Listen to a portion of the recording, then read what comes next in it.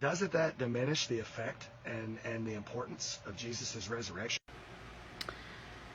I drive my vehicle. I can drive pretty fast. I know that you have a vehicle. You can drive fast. Does that take away from the NASCAR driver who can drive extremely fast?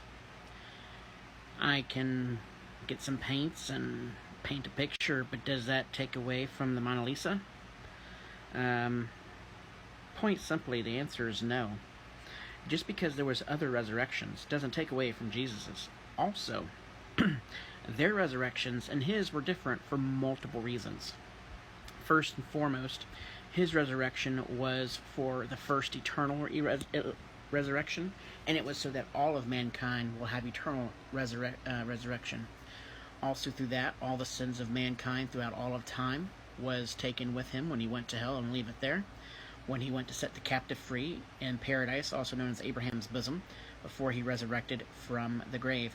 Also want to put a disclaimer in here. In part 1, I said the 500 raised from the dead when he raised.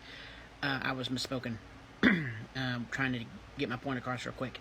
They actually rose from the dead when he died. And when the veil was torn. At his crucifixion, actually, not at his resurrection. So that was just a little disclaimer there. Now, like I said, everything was a cast and shadow of the things to come. Like the Ten Commandments wasn't a list of things of don'ts. It was actually a list of here are things you can't do. So when the person who can complete all 10 commandments perfectly without ever sinning for his entire life, that would be the Messiah. It was his calling card, the cast and shadows of what was to come.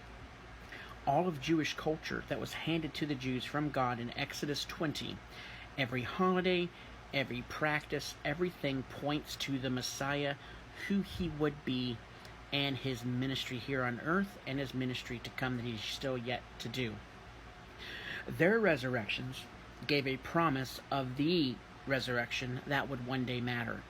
Also, all these other resurrections before and during the time of Jesus was also giving us a foreshadowing, another cast and shadows, if you will, of the promise that we have in Revelation, in the book of Revelation, that we will all resurrect with Christ and have eternal bodies.